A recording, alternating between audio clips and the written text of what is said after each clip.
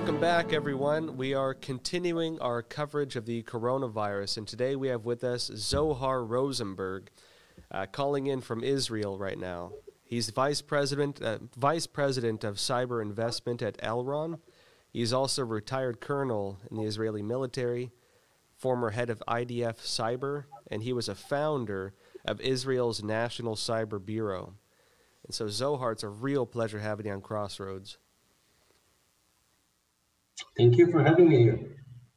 And so I guess just to start, people here are, of course, curious on what the situation is in Israel. I know you guys pretty much locked down everything. There's quarantines going in. What's the situation like on the ground right now with this virus? So it changes daily.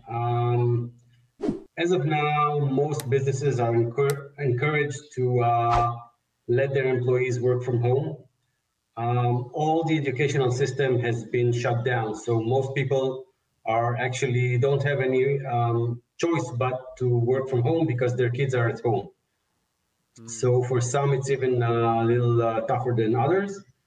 There are restrictions on gathering. Not more than 10 people at the same time are allowed to gather together. So I think everyone is still trying to understand what the new situation means and how to act and what to do. And again, it changes daily. We can still even go to more extreme measures of really shutting down the whole state, but I don't know. Yeah, well, I'm here in New York, and that's one of the big concerns here right now is whether they're going to shut down everything. So you folks watching from home, maybe I'm going to be recording from my house at this rate. We'll have to see. But hopefully that won't happen. Today we want to talk to Zohar actually about this work from home situation and what that means from the cyber perspective. Because Zohar, I know that you have quite the credentials when it comes to cyber. I know Israel in general is known for pretty good cybersecurity. This whole work from home culture could be interesting from a few perspectives. One, in that if a lot of employees have to work from home, a lot of companies might develop the ability to have offsite workers like this. At the same time, it could bring about a lot of problems. And so I'm curious, you know, someone who's, of course, worked in this area, you were the head of IDF Cyber, you know, how do you view the situation where basically possibly an entire nation's workforce is going to be working remote? What does that mean for you?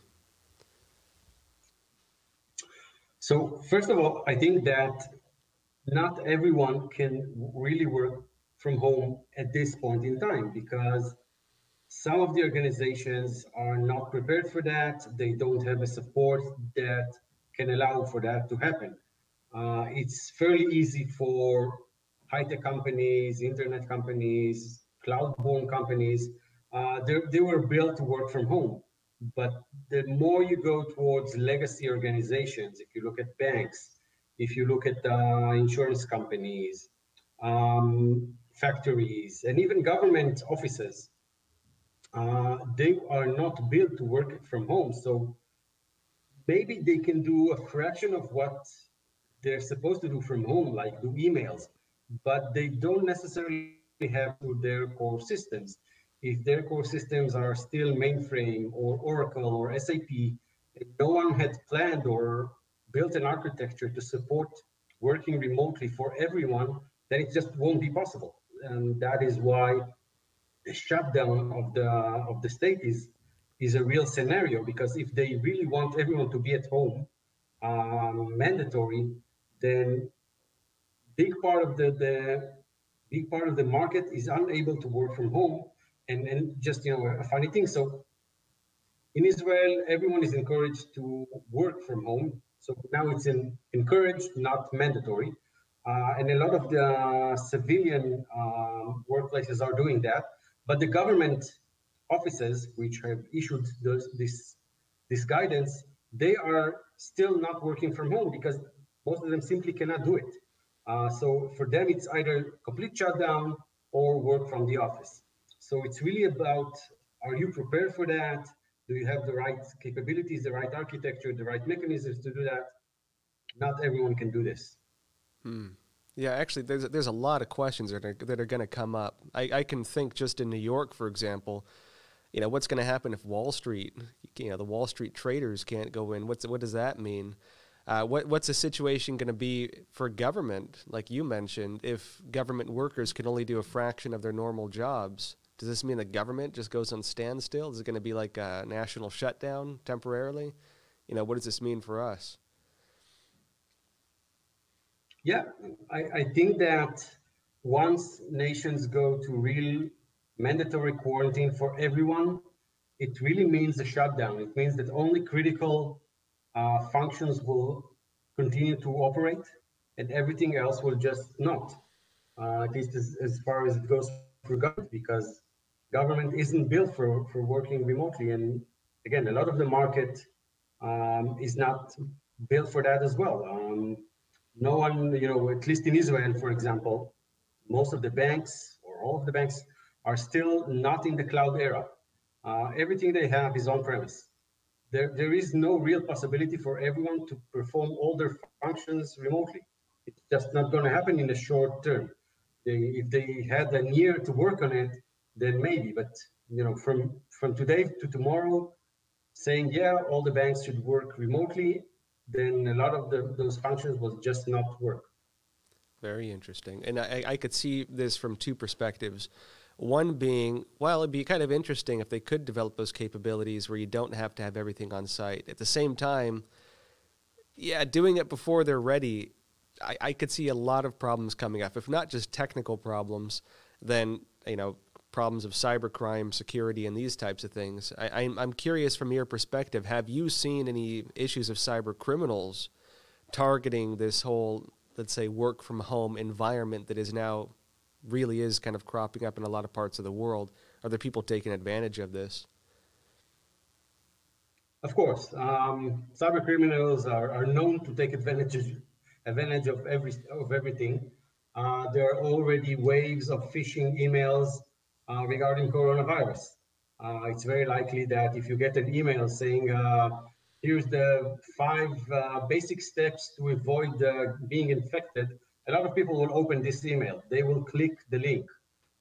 So they're very, very much in danger of being infected by a malware, a software malware, not a virus, biological virus. So phishing is already out there targeting corona situation. The fact that people are working from home, it means that they're working on their home Wi-Fi network, which is in most cases completely not secure. A lot of people just use the default passwords of their home routers, which means if you have whatever, Cisco, whatever router, and you're using the default password, it means that every cyber criminal out there knows your password to your network. And they can simply eavesdrop on all your communication. They can do different man-in-the-middle attacks on your laptop, on your smartphone. So it's fairly easy to attack the home network environment because no one has thought about making it much more secure. It just wasn't worth the while so far. But when everyone starts working from home, that's really the weakest link. Your laptop and your home network. And so now that this environment is here, we have to kind of face it. What do you recommend, say, small businesses, medium businesses do if they need to have off-site workers and, risk being targeted? Is there anything they can do in terms of security, say, in this short window? Yeah, so I would suggest issuing a short policy for everyone who's working from home, like change all your passwords now, make sure you don't have any default password. Disconnect things that you don't necessarily need on the network while you're working. If you have, as difficult as it may sound, if you have an Alexa and you don't need it while you're working, disconnect it, shut it down. Just try to reduce the attack surface while you're working. Be much more aware to phishing attempts, emails that you receive from someone that you don't know, someone outside of the organization, or outside of your immediate circle of family and friends. Just don't open that email. Don't do anything new that you never did before. So sort of basic hygiene, like with the coronavirus, basic hygiene um, policies and behaviors that can reduce the risk. Again, in a very short term, that's pretty much what you can do working from home. On the back office, you can try and again, it depends on the size of the business and if there is some sort of a cybersecurity officer or a smart IT officer there that can now maybe purchase one or two extra measures of security like two-factor authentication. If you haven't had any of this like so far, enroll to one of those two-factor authentication services. And so everyone now, while they're connecting from home to your services, will also need to get an SMS with a code, and they'll need to enter this code. That's the only way to access the service. So that's a fairly easy mechanism to install. Maybe a new VPN or a new type of encryption. There are services of remote, I would say, software perimeter. But again, it goes to more medium-sized companies. I don't think a small business can do that. But if you're a medium-sized company, and again, you have a good IT officer or a cybersecurity officer, you can, again, these are all cloud-based services, so it's fairly easy to consume them. It's fairly easy to buy them. You just need someone who understands what they're doing. So if you're lucky enough and you have someone like that already, there's quite a lot you can do to improve your security posture, even in a short term. If you don't have someone like that, you can try consulting firm that does that. There are different MSSPs around. All the big four accounting companies have cybersecurity services. If you're the customer for the auditing and then accounting, then you can try and see if they can help you with that. So there are things that you can do, but it has to start with, there needs to be someone who understands something within the business. Now, the security environment right now with this virus is interesting. Of course, we're talking right now about cyber criminals and different ways that could exploit it. I know in Israel, of course, IDF deals a lot with terrorism and these types of things. ISIS actually just put out an alert warning its terrorists to not travel to Europe for, risk of getting infected with the coronavirus. Do you think this is a legitimate alert from them? I think that's a little outside of my area of business these days, and I don't have any, immediate or direct knowledge of it.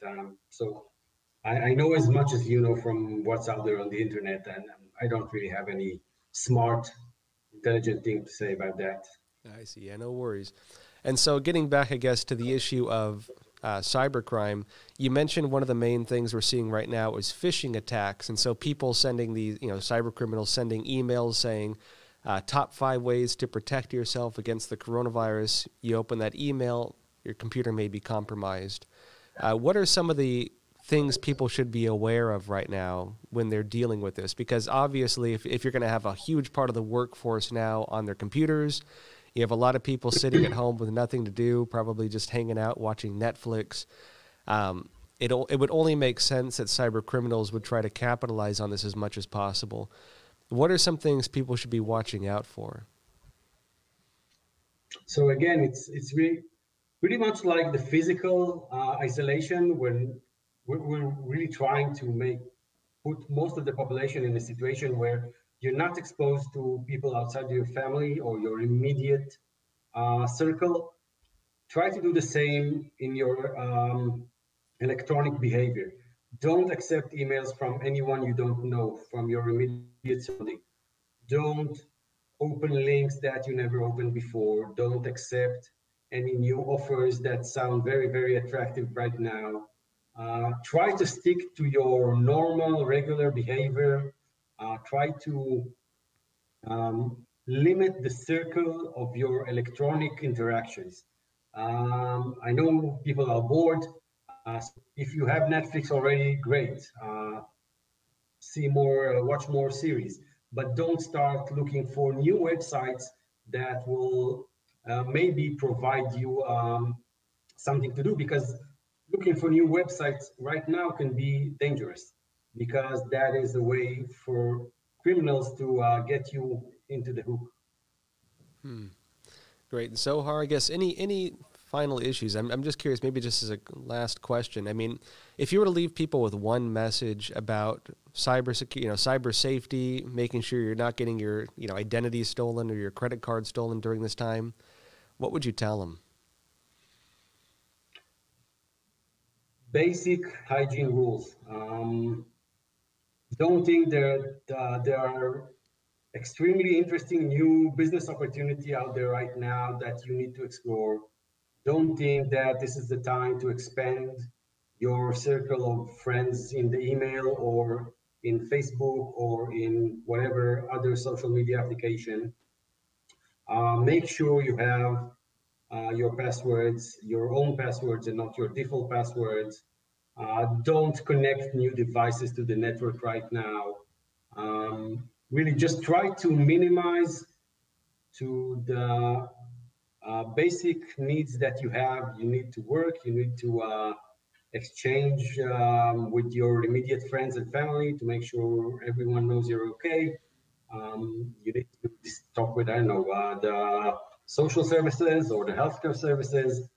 Try to minimize it to that. Don't do anything beyond that for those weeks ahead. That it's going to be everyone is going to be very edgy. And when we're edgy, we're not thinking very clear. We're not analyzing everything. So when we're edgy, try to minimize any new action, and it will help reduce the risk of getting hit. Yeah, thanks for being on the show. It's been a real pleasure having you. Thank you very much for the opportunity. Great. And everyone, please remember to like and subscribe. Click the notification bell. Get your alerts when our new videos go up. We're going to be doing a lot more coverage on this coronavirus. And so stick around. See you next time.